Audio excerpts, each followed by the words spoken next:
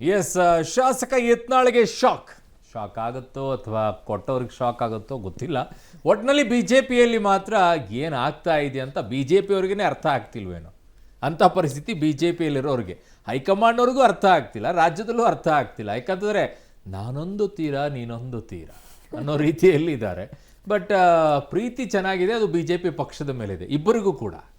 ಆದರೆ ನಾನೂ ಬೇಕು ನೀನೂ ಬೇಕು ಅನ್ನೋ ರೀತಿಯಲ್ಲಿ ಹೈಕಮಾಂಡ್ನವರು ಇದ್ದಾರೆ. ಯಾಕಂದರೆ ಆ ಕಡೆ ಯತ್ನಾಳ್ ಅವ್ರ ಟೀಮು, ಯಾಕಂದರೆ ವಿಜಯೇಂದ್ರ ಟೀಮು. ಇವ್ರನ್ನೂ ಬಿಡೋ ಹಾಗಿಲ್ಲ, ಅವ್ರನ್ನೂ ಬಿಡೋ ಹಾಗಿಲ್ಲ. ಅವ್ರನ್ನ ಬಿಟ್ಟರೆ ಈ ಕಡೆ ಕೋಪ, ಈ ಕಡೆಗೆ ಬಿಟ್ಟರೆ ಆ ಕಡೆ ಕೋಪ. ಮಜಾ ಇದೆ. ಇದು ರಾಜ್ಯ ಬಿ ಜೆ ಪಿಯಲ್ಲಿ ಆಗ್ತಿರೋ ಅವಾಂತರಗಳು. ಇವರೆಲ್ಲ ಉಳಿದಂಥವ್ರಿಗೆಲ್ಲ ಮಾತನಾಡ್ತಾರೆ, ಉಳಿದವರ ವಿಚಾರದಲ್ಲಿ ಹೇಳ್ತಾ ಹೋಗ್ತಾರೆ. ಬಿ ಜೆ ಪಿಯಲ್ಲೂ ಕೂಡ ಇನ್ನೂ ಮುಗಿದಿಲ್ಲ ಫೈಟು. ಶಾಸಕ ಯತ್ನಾಳ್ಗೆ ಶೋಕಾಸ್ ನೋಟಿಸ್ ಅಂತೆ 10 ದಿನದಲ್ಲಿ ಉತ್ತರ ಕೊಡುವಂತೆ ಸೂಚನೆಯನ್ನು ಕೊಟ್ಟಿದ್ದಾರೆ. ಆದರೆ ಯತ್ನಾಳ್ ಅವರು ಹೇಳ್ತಾರೆ, ನೋಟಿಸ್ ನನಗೆ ತಲುಪಿಲ್ಲ, ಕೊಟ್ಟರೆ ನೋಡ್ತೀನಿ ಅಂತ ಯತ್ನಾಳ್ ಅವರು ಹೇಳ್ತಾರೆ. ಚೆನ್ನಾಗಿದೆ. ವಿಜಯೇಂದ್ರ ವಿರುದ್ಧ ಭಿನ್ನರು ಕೊತ ಅಂತಿದ್ದಾರೆ. ಇನ್ನೊಂದು ಕಡೆಗೆ ವಿಜಯೇಂದ್ರ ಅವರಿಗೆ ವಯಸ್ಸು ಇದೆ ಇನ್ನೂ, ಸೊ ಹಾಗಾಗಿ ರಾಜ್ಯಾಧ್ಯಕ್ಷ ಸ್ಥಾನ ತೋರಿಯಲಿ ಅಂತ ಮಾಜಿ ಸಚಿವ ರಮೇಶ್ ಜಾರಕಿಹೊಳಿ ಸಲಹೆಯನ್ನ ಕೊಟ್ಟಿದ್ದಾರೆ. ಏನೆಲ್ಲ ಆಗಿದೆ ಈ ವರದಿ ನೋಡಿ ವಾಪಸ್ ಬರೋಣ.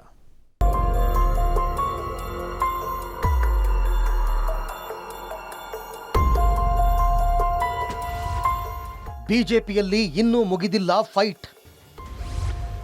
ಯತ್ನಾಳ್ಗೆ ಶೋಕಾಸ್ ನೋಟಿಸ್. 10 ದಿನದಲ್ಲಿ ಉತ್ತರ ಕೊಡದಿದ್ರೆ ಮುಂದೇನು?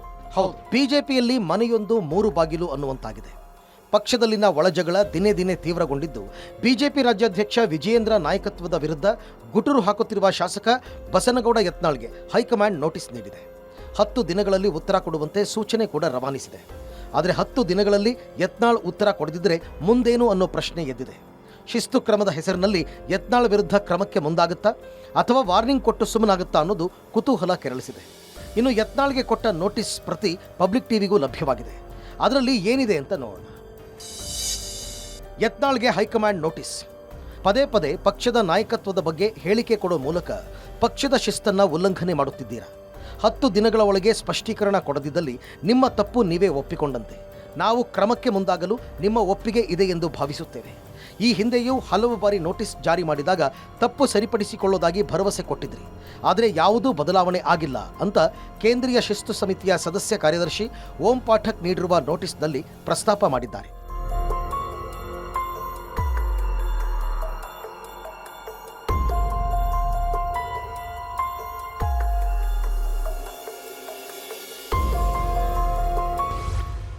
ವಿಜಯೇಂದ್ರ ವಿರುದ್ಧ ಅಡ್ಜಸ್ಟ್ಮೆಂಟ್ ಆರೋಪ. ನಾನು ಶೂರ ಅಂತ ಬೆನ್ನು ತಟ್ಟಿಕೊಂಡ ಯತ್ನಾಳ್. ನೋಟಿಸ್ ತಲುಪಿಲ್ಲ, ಕೊಟ್ಟರೆ ನೋಡ್ತೀನಿ. ಇನ್ನು ಹೈಕಮಾಂಡ್ ನೋಟಿಸ್ ಕೊಟ್ಟರೆ ಆಮೇಲೆ ಉತ್ತರ ಕೊಡ್ತೀನಿ ಅಂತ ಯತ್ನಾಳ್ ಹೇಳಿದ್ದಾರೆ. ಈ ಹಿಂದೆ ನೋಟಿಸ್ ಕೊಟ್ಟಿರೋದು ಡೂಪ್ಲಿಕೇಟ್ ಅನ್ನಿಸ್ತು. ವಿಜಯೇಂದ್ರ ಏನೂ ಮಾಡಿಲ್ಲ, ಡಿಕೆಶಿ ಜೊತೆ ಅಡ್ಜಸ್ಟ್ಮೆಂಟ್ನಲ್ಲಿ ತೊಡಗಿದ್ದಾರೆ ಅಂತ ದೂರಿದ್ದಾರೆ. ಯಡಿಯೂರಪ್ಪಗೆ ಹೆದರಿ ವಿಜಯೇಂದ್ರಗೆ ಹುದ್ದೆ ಕೊಟ್ಟಿದ್ದಾರೆ. ಹಿಂದುತ್ವದ ಪರ ಮಾತನಾಡೋರು ಬೇಕಾ ಬೇಡವಾ ಅಂತ ಪಕ್ಷ ಹೇಳಬೇಕಿದೆ ಅಂತ ಯತ್ನಾಳ್ ಸ್ಪಷ್ಟಪಡಿಸಿದ್ದಾರೆ. ನೋಡ್ರಿ, ನೋಟಿಸು ಅಧಿಕೃತವಾಗಿ ನಾನು ಬಂದಿಲ್ಲ. 3ನೇ ಸಲ ಆ ನೋಟಿಸೇ ಡೂಪ್ಲಿಕೇಟ್ ಐತತ್ ಅನಿಸ್ತು. ಅವಾಗ ನಾವು ಉತ್ತರನೇ ಕೊಡಲಿಲ್ಲ. ಅವಾಗೂ 10 ದಿವಸದ ಕಾಲಾವಧಿ ಕೊಟ್ಟಿದ್ರು. ವಿಜೇಂದ್ರ ಭಾಳ ಚಾಲು ಅದಾನ್ರಿ. ಅವ್ರ ಅಪ್ಪಂದೇ ಸಹಿ ಮಾಡಿ ಅಂತ ಹರಿಪ್ರಸಾದ್ ಹೇಳ್ಯಾರಲ್ಲ, ಶಿಸ್ತು ಸಮಿತಿ ಚೇರ್ಮನ್ದೇ ಅಂತ ಏನು ಗ್ಯಾರಂಟಿ? ಇದಕ್ಕೆ ಪಕ್ಷ ಅಧಿಕೃತವಾಗಿ ನೋಟಿಸ್ ಬಂದ ಮೇಲೆ ಉತ್ತರ ಕೊಡ್ತೀವಿ. ವಿಜೇಂದ್ರ ಏನೂ ಕೆಲಸ ಮಾಡ್ತಾ ಇಲ್ಲ. ಇವರು ಅಡ್ಜಸ್ಟ್ಮೆಂಟ್ ಪಾಲಿಟಿಕ್ಸ್ನಿಂದ ಡಿ ಕೆ ಶಿವಕುಮಾರ್ ಬಗ್ಗೆ ಗಂಭೀರವಾದಂಥ ಆರೋಪ ಬಂದಾಗಿನೂ ಪ್ರತಿಕ್ರಿಯೆ ಕೊಡಲಿಲ್ಲ. ಡಿ ಕೆ ಶಿವಕುಮಾರ್ ನಾವು ಕೊಟ್ಟ ಭಿಕ್ಷೆಯಿಂದ ವಿಜೇಂದ್ರ ಇವತ್ತು MLA ಆಗಿ ವಿಧಾನಸಭೆಯನ್ನು ಮೆಟ್ಟಲು ಹತ್ತಿದ್ದಾರೆ ಅಂತ ಹೇಳಿ ನಿನ್ನೆ ನಾನು ಹೇಳಿಕೆಗೆ ಒಂದು ಸ್ಟೇಟ್ಮೆಂಟ್ ಕೊಟ್ಟ. ಹೌದು, ವಿಜೇಂದ್ರ ಬಂದು ನನ್ನ ಬಲ್ಲಿ ಸಹಿ ಮಾಡಿಸ್ಕೊಂಡಿದ್ದು ಖರೆ. ಹಿಂಗೆಲ್ಲ ಹೇಳಿದ ಮೇಲೆ ಮತ್ತೆ ಯಾವ ಹಿಂದೂ ಕಾರ್ಯಕರ್ತರು ಕೊಲೆ ಆದಾಗ ಪೊಲೀಸರು ಒಯ್ಯಾಗ ನಾವು ಹೋಗಲಿಲ್ಲ, ತಂಡ ಮಾಡಿ ಕಳಿಸೋದು. ವಕಫ್ಗೂ ತಂಡ, ಯಾರಿಗೂ ನಾವು ಮುಸ್ಲಿಮರಿಗೆ ಕಟ್ಟಾಗಬಾರ್ದು, ಎಲ್ಲರ ಜೊತೆ ಸಾಚಾ ಇಡಬೇಕು ಅನ್ನೋಂಥದ್ದೇನು ವಿಜೇಂದ್ರನ ಚಟುವಟಿಕೆ ಇದೆಯಲ್ಲ, ಅದ್ರ ವಿರುದ್ಧ ಹೋರಾಟ ನಿರಂತರ. ಏನ್ ತರೋ ಮಾಡ್ತಾನೆ, ಅಂಜುದಲ್ಲ ಅಂತ ಹೇಳಿಯಲ್ಲ, ನೀವು ಹಂಗೆ ಹೇಳ್ಕೊಳ್ಳಿ ಅಂಜು ಬಿಡ್ತೀನಿ. ಇಲ್ಲ ವಿಜೇಂದ್ರ ತಪ್ಪಾಗಿದ್ದು, ಯಡಿಯೂರಪ್ಪಾಜಿ ನಿಮ್ಗೆ ಅಪ್ಪಾಜಿ ಬಂದು ಕಾಲಿಡ್ತೀನಿ ಅಂತ ಅನು ಮಗ ಅದೇನ.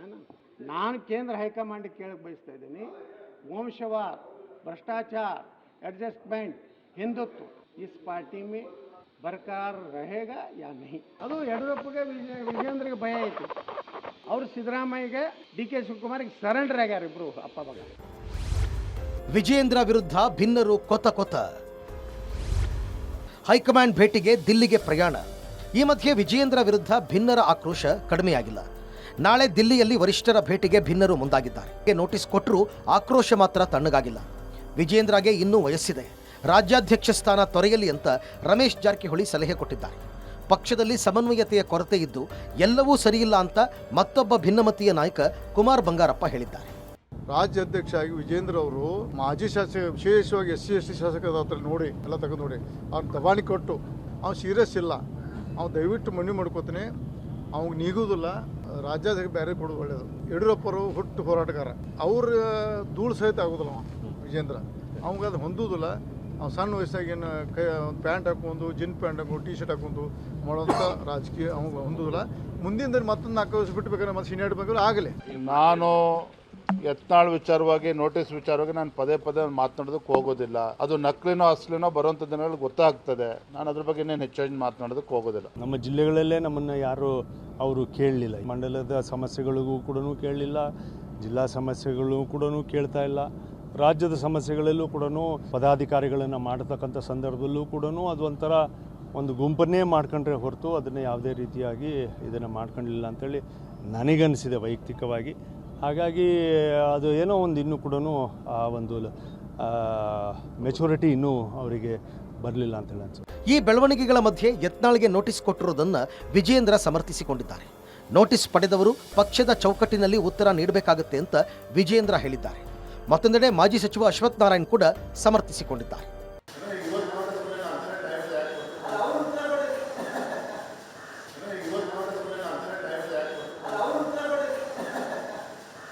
ಯಾರು ಪಕ್ಷದ ಚೌಕಟ್ಟಿನಲ್ಲಿ ಎಲ್ಲರೂ ಒಳಗೊಳ್ಳಲೇಬೇಕಾಗುತ್ತೆ. ಹಾಗಾಗಿ ಕೊಟ್ಟಿರೋಂಥ ನೋಟಿಸ್ಗೆ ಸಂಬಂಧಪಟ್ಟ ವ್ಯಕ್ತಿಗಳು ಉತ್ತರ ಕೊಡ್ತಾರೆ. ಯಾರಿಗೆ ಇದ್ರೂ ಅದು ಡಿಸಿಪ್ಲಿನರಿ ಅನ್ನೋಂಥದ್ದು ಎಲ್ಲರಿಗೂ ಅನ್ವಯ ಆಗುವಂಥದ್ದಿದೆ, ಪ್ರತಿಯೊಬ್ಬರಿಗೂ ಅನ್ವಯ. ಒಟ್ನಲ್ಲಿ ಬಿಜೆಪಿಯಲ್ಲಿನ ಭಿನ್ನಮತ ತಾರಕಕ್ಕೇರಿದ್ದು ಮುಂದೆ ಇನ್ಯಾವ ತಿರುವು ಪಡೆದುಕೊಳ್ಳುತ್ತೋ ಕಾದು ನೋಡಬೇಕಿದೆ. Bureau report, public TV. ಚೆನ್ನಾಗಿದೆ ಅವರ ಈ ತರ ಸಣ್ಣ ಮಕ್ಕಳು ಈ ಸ್ಕೂಲಲ್ಲಿ ಆಡ್ತಾರಲ್ಲ, ಏನು ಮ್ಯಾಚುರಿಟಿ ಇಲ್ಲ, ಇದೆಲ್ಲ ಡಿಸೈಡ್ ಮಾಡಬೇಕಾಗಿರೋದು ಇವರ ಅಥವಾ ಹೈಕಮಾಂಡ? ಇವರೇ ಆ ಕಾಲ್ ತಗೊಳ್ತಿದಾರಲ್ಲ. ಅಲ್ಲ, ಇಷ್ಟು ದಿನ ಯತ್ನಾಳ್ ಅವ್ರ ಟೀಮ್ ಏನು ಹೇಳ್ತಾ ಇತ್ತು, ನಾವ್ಯಾರು ರಾಜ್ಯಾಧ್ಯಕ್ಷ ಹುದ್ದೆಗೆ ನಾವೇನು ಆಕಾಂಕ್ಷಿಗಳಲ್ಲ, ನಾವೇನು ಮುಖ್ಯಮಂತ್ರಿ ಆಗಬೇಕು ಅನ್ನೋ ಆಕಾಂಕ್ಷೆ ನಮ್ಗೇನಿಲ್ಲ ಅಂತೇಳಿ. ಹಾಗಿದಾಗ ಇಲ್ಲಿ ಯಾಕೆ ಹೇಳಬೇಕು ವಿಜಯೇಂದ್ರ ಅವರಿಗೆ ವಯಸ್ಸಿದೆ, ರಾಜ್ಯಾಧ್ಯಕ್ಷನ ತೊರೆಯಲ್ಲಿ ಯಾರು ಆಗ್ಬೇಕಾಗಿದ್ದಾಗ ರಾಜ್ಯಾಧ್ಯಕ್ಷ ಅದನ್ನು ಹೇಳ್ಬಿಡ್ಲಿ ಯತ್ನಾಳ್ ಅವ್ರ ತಂಡ. ಇವ್ರು ಬೇಡಪ್ಪ, ಇವ್ರು ಆಗ್ಬೇಕು, ಯತ್ನಾಳ್ ಅವ್ರು ಆಗ್ಬೇಕಾ? ಸೊ ಇವ್ರು ಸಜೆಸ್ಟ್ ಮಾಡಿದವ್ರು ಆದ್ರೆ ನಾಳೆ ಇದೇ ರೀತಿಯ ಬಣಗಳು ಮತ್ತು ಮುಂದುವರಿಯಲ್ವಾ? ಡೆಫಿನೆಟ್ಲಿ ಹಂಗೆ ಆಗೋದು. ಇಂಥ ವಿಚಾರಗಳಿಗೆ ಮತ್ತೆ ಏನು ಹೇಳಬೇಕು ಅಂದರೆ, ಈ ದೇಶದಲ್ಲಿ ಪ್ರಜಾಪ್ರಭುತ್ವ ಇದೆ, BJPಯಲ್ಲೂ ಪ್ರಜಾಪ್ರಭುತ್ವ ಇದೆ ಅನ್ನೋದಾದರೆ ನಿಮ್ಮಲ್ಲಿರುವಂಥ ಶಾಸಕರ ವೋಟಿಂಗನ್ನು ಮಾಡ್ಕೊಳ್ಳಿ. ಈಗ CM ಆಯ್ಕೆಗೆ ವೋಟಿಂಗ್ ಮಾಡ್ತಾರೆ ತಾನೆ ಅವ್ರ ಪಕ್ಷದಲ್ಲಿ, ವೋಟಿಂಗ್ ಮಾಡ್ಕೊಳ್ಳಿ. ಯಾರಿಗೆ ಹೆಚ್ಚು ಬಹುಮತ ಸಿಗುತ್ತೋ ಅವ್ರನ್ನ ರಾಜ್ಯಾಧ್ಯಕ್ಷ ಸ್ಥಾನಕ್ಕೆ ಕೂರಿಸಿ. ಮತ್ತೆ ಕಾಸಿನ ವ್ಯವಹಾರ ನಮ್ಗೆ ಗೊತ್ತಿಲ್ಲ, ಅಲ್ಲೂ ಆಗ್ಬೋದಪ್ಪ, ನಿಮ್ದು ಹೇಳಕ್ ಬರಲ್ಲ. ಜನರನ್ನೇ ನೀವು 5-5 ಸಾವಿರ 6-6 ಸಾವಿರ ಕೊಡೋ ಮಟ್ಟಕ್ಕೆ ನೀವು ಹೋಗಿದ್ದೀರಾ ಅನ್ನೋದಾದರೆ ಇನ್ನು ನಿಮ್ಮನ್ನು MLAಗಳನ್ನು ಬಿಡ್ತೀರಾ? ಅಯ್ಯೋ ಬೇಡ ಬಿಡಿ, ನಿಮ್ಮ ಸಾವಾಸ ಏನು ಮಾಡೋದು. ನಿಮ್ಮಲ್ಲಿರುವಂಥ ವ್ಯವಸ್ಥೆಗಳೇ ಹಂಗಿದೆ. ಕಾಂಗ್ರೆಸ್ಸು, BJP, JDS ಎಲ್ಲರದು ಅದೇ. ರಾಜ್ಯಾಧ್ಯಕ್ಷ ಹುದ್ದೆಗೆ ಹೋಗ್ತೀರಾ, ಯಾವುದು ಸುಧಾರಿಸೋದಿಲ್ಲ, ಆಗೋದು ಇದೇ ಕಥೆನೇ ಹುದ್ದೆಗೋಸ್ಕರ.